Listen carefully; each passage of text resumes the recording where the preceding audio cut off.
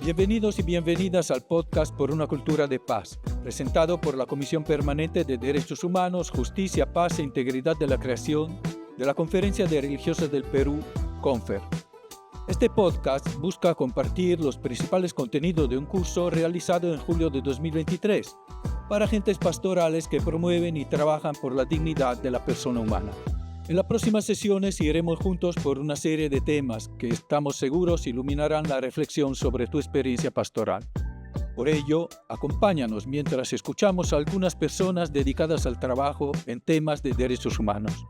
Recuerda que puedes acceder a esta y todas las grabaciones del curso en los vínculos que compartiremos en la descripción de este video. Bienvenidos, bienvenidas. Esto es Por una Cultura de Paz.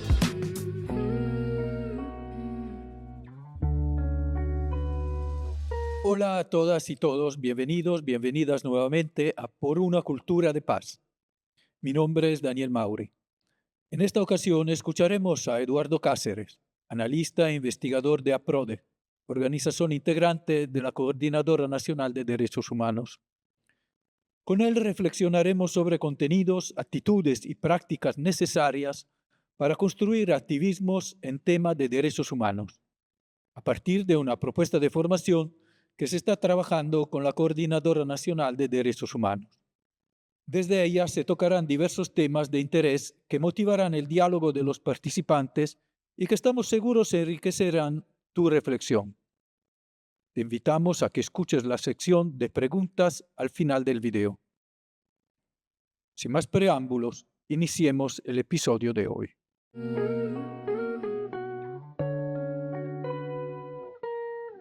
Empecemos esta sesión escuchando las reflexiones de Eduardo Cáceres sobre los elementos necesarios para hacer un adecuado análisis de coyuntura, el cual es siempre importante para fundamentar nuestra reflexión que oriente nuestro compromiso y acción como personas comprometidas con los derechos humanos.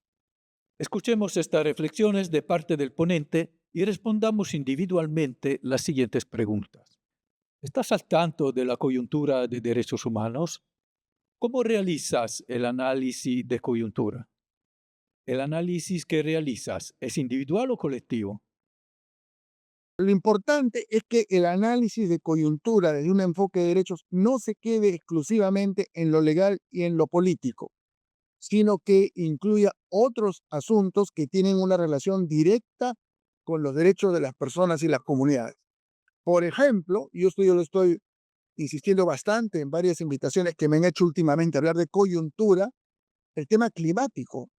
Miren, más importante, más impacto tiene en la vida de las personas y las comunidades lo que esté pasando con el clima ahora que se anuncia un fenómeno del Niño que cualquiera de los intrascendentes debates parlamentarios hoy, ¿no es cierto?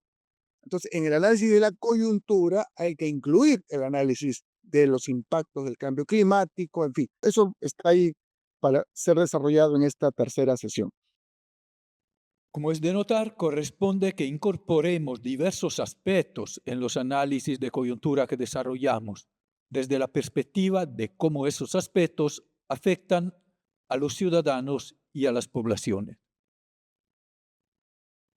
Continuando nuestra reflexión, vayamos un paso más allá para empezar a conceptualizar de mejor forma nuestras identidades colectivas y su relación con el Estado. En tiempos donde el individualismo es lo que prima, esta reflexión busca profundizar sobre estas identidades y cómo se relacionan a las realidades con las que trabajamos cotidianamente y a la construcción del movimiento de derechos humanos del cual formamos parte. Escuchemos. Primera sesión, ¿qué son los movimientos sociales? ¿Cuáles son sus fundamentos? Esta es una categoría muy importante que ha ganado mucho peso en las ciencias sociales en las últimas décadas. Hoy día se prefiere hablar de movimientos sociales antes que de clases sociales, por ejemplo, no siendo para nada categorías contradictorias. La idea de movimientos da una idea más dinámica, probablemente. La idea de clase da una idea más estructural, ¿no? La idea de movimiento es más dinámica, más integral, ¿no? Pero básicamente se refieren a los sujetos, a los mismos sujetos, ¿no es cierto? a los trabajadores, a los campesinos, a los jóvenes, a las mujeres, en fin, a las comunidades de base, de iglesias, etcétera. Bueno, entonces hay una presentación ahí sobre los movimientos sociales que incluye una presentación sobre los problemas que atraviesan hoy los movimientos sociales, ¿no? Por ejemplo, los problemas de la diversidad que hay, que es enriquecedora, pero que a su vez dificulta muchas veces la articulación, la fragmentación de agendas que existe hoy en los movimientos sociales, ¿no? En fin, los problemas de liderazgo, falta de renovación, el tema intergeneracional en los movimientos, son la realidad, es parte de la realidad de los movimientos. Aquí se busca una aproximación en general a los movimientos sociales. La segunda sesión busca dar cuenta de la historia de nuestros movimientos, ¿no? Como dije, el tema de la historia es muy importante. Yo creo que bueno, para nosotros la historia y la salvación es, ¿no es cierto?, es clave en la identidad de fe que tenemos y el reconocimiento de que somos parte de un pueblo con historia, etcétera, ¿no? Muy potente, muy fuerte como un componente de identidad. Y eso se ha debilitado mucho en el Perú de hoy. Y no es casual que eso haya sucedido.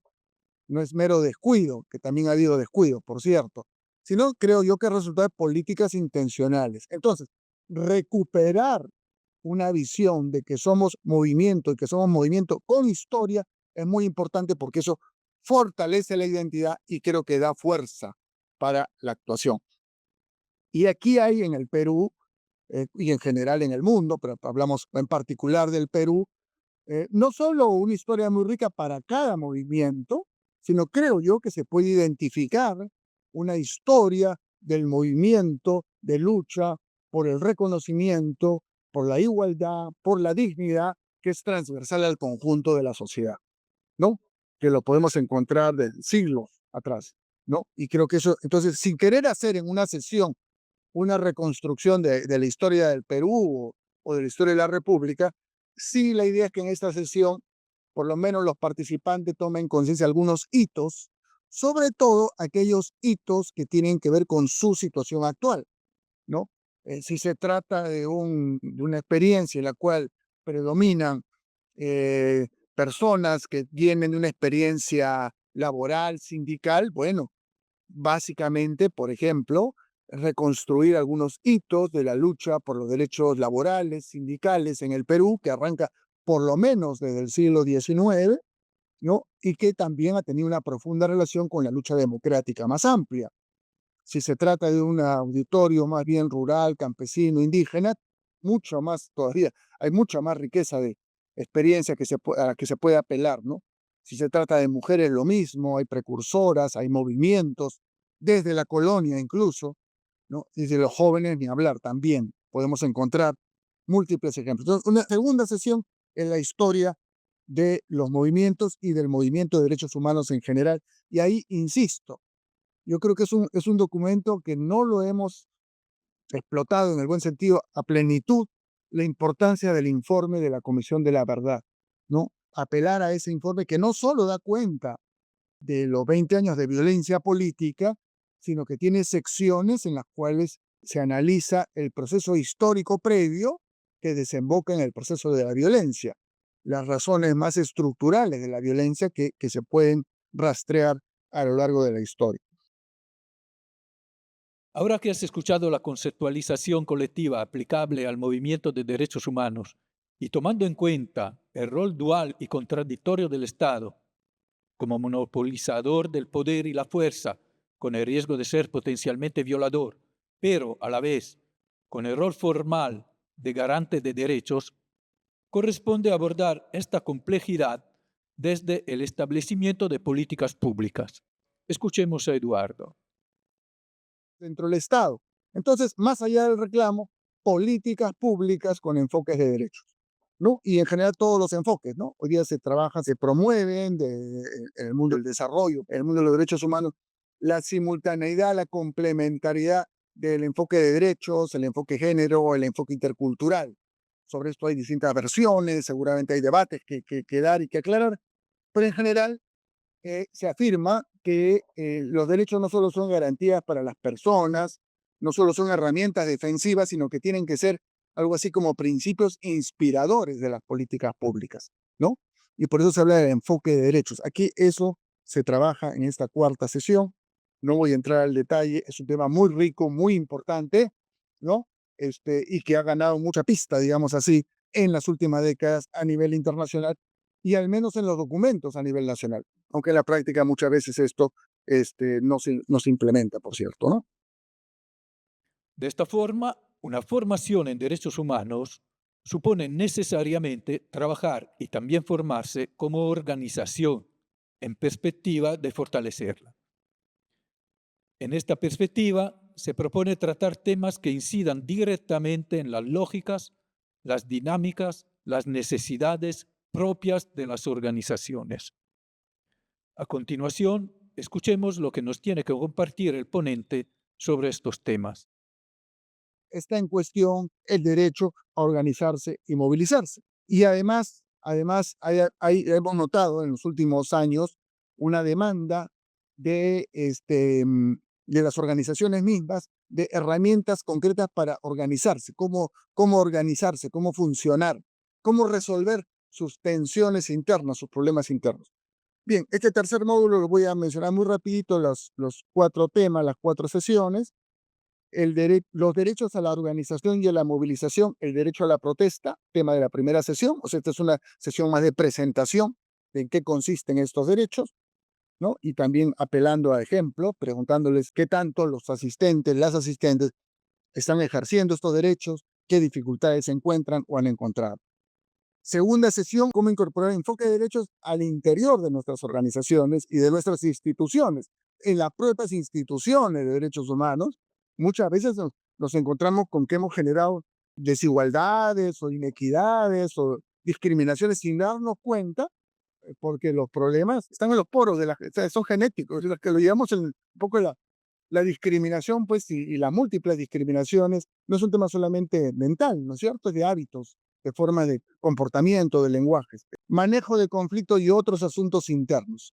Un poco ya las herramientas más operativas de cómo sacar adelante una organización, cómo organizar las reuniones, los debates, cómo distribuir las tareas, ¿no? Y cómo manejar conflictos, porque no sé si usted quizás también, pero por lo menos yo lo veo desde hace varios años, la conflictividad interna en este mundo de los colectivos, los grupos, y eso después se refleja en las organizaciones sociales y en las organizaciones políticas, es muy alta. Los niveles de tolerancia son muy bajos, las susceptibilidades son muy altas. Entonces los grupos fácilmente se dividen, o hay gente que al primer encontronazo ya se repliega, abandona el grupo, ¿no? Y se pierden recursos humanos y se pierden voluntades, ¿no? Por no manejar bien los conflictos. ¿Te sientes identificado con algunas de las situaciones que nos ha compartido el ponente o las reconoces dentro de las organizaciones en las que trabajas? ¿Cómo podemos manejarlas para que no limiten nuestra capacidad de acción? ¿Cómo ves tu trabajo para poder superar las situaciones descritas?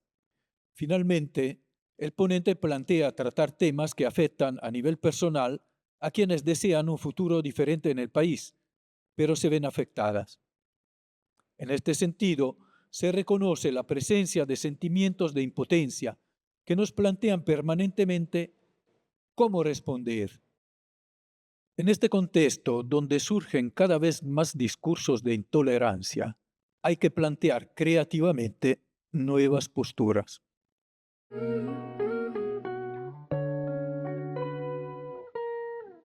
Como podrás apreciar, la propuesta que nos ha compartido el ponente abarca una serie de aspectos tanto generales como particulares, tanto en perspectiva de análisis de conceptos como de desarrollar herramientas concretas para optimizar nuestra práctica, siempre con una visión de largo plazo. Tener en cuenta las especificidades de los tres planos planteados, conocimiento, actitudes y prácticas, enriquece nuestra reflexión y nos plantea rumbos de acuerdo con nuestras capacidades y posibilidades. Te recomendamos revisar el espacio de diálogo dentro de la conferencia, minutos 23-30 en adelante, pues se profundiza en la reflexión y se aterriza a nuestros contextos.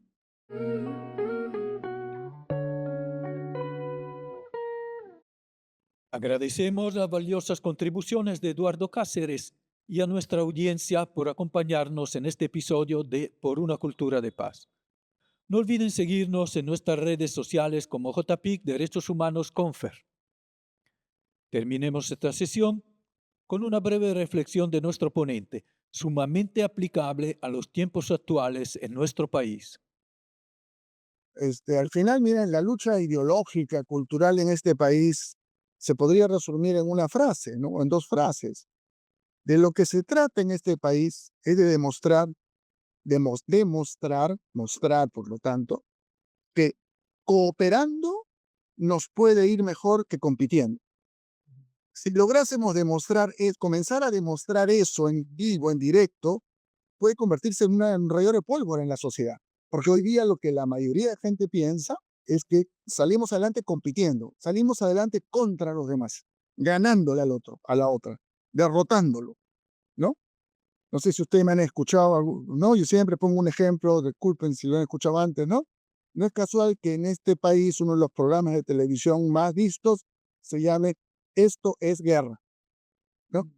Eso no es casual. O sea, esto es guerra. Es la vida, pues. Así es la vida, así es la sociedad. Es guerra. De todos contra todos, ¿no? O en el mejor de los casos, de un pequeño grupo contra otros. ¿No es cierto? En el mejor de los casos. De una familia contra otras familias. De un pequeño grupo contra otro grupo. Y esa lógica es autodestructiva, porque al final, incluso si gana uno, pierden 99. Y probablemente ni siquiera gane uno. De entre todos esos vendedores ambulantes, ¿no? Que están peleándose un pedazo de terreno probablemente ninguno termine el día sintiendo que ha ganado. Simplemente siente que ha sobrevivido, ¿no? Y otros sentirán que simplemente ha perdido. A los que les ha ido mejor han logrado sobrevivir. Han regresado a su casa con 10 soles más de lo que llevaron en mercadería. Ya, perfecto, sobrevivimos. Veremos qué pasa mañana. Y otros llegarán en cero, ¿no es cierto? O sea, pero nadie va a decir, uy, hoy día gané, hoy día comencé a salir adelante, hoy día ya me comencé a transformar, no, en un emprendedor intermedio si sigo así, en un paso de tiempo terminaré siendo un empresario en el sentido pleno del término. Nadie tiene esa sensación en el Perú, pues, ¿no? Seamos realistas. Pero sí está interiorizada la idea o aceptada la idea, muchas veces por resignación más que por convicción, de que es la forma de salir adelante acá, compitiendo, peleando a codazos, quitando el espacio a los demás. Entonces, ahí creo que el potencial de quienes están trabajando, quienes tratamos de estar cerca de la comunidad, de los barrios, de la gente, ser muy imaginativos y muy audaces también y muy tenaces, ¿no? En tratar de construir experiencias exitosas de cooperación y que muestren que sí, pues cooperando nos va mejor, salimos adelante, vivimos con menos tensiones e incluso económicamente tenemos resultados satisfactorios, ¿no? La frase es fácil, cooperando nos va mejor que compitiendo, hacerla seguramente es muy complicado porque el ambiente no favorece eso, pero yo resumiría ahí la tarea más política, cultural, ideológica, ética, ¿no? del momento. Y eso complementado obviamente con todo el tema de defender derechos y frenar pues estos proyectos autoritarios, totalitarios que lo que buscan es garantizar que esa lógica individualista, corrosiva se reproduzca y se mantenga, ¿no? Porque esa es la mejor garantía para que la dominación subsista, ¿no? Mientras más atomizada, fragmentada y peleada la sociedad, mejor para el poder. Sin más, los invitamos a seguir escuchando los siguientes episodios y compartir el de hoy si les gustó. Nos vemos en la próxima emisión.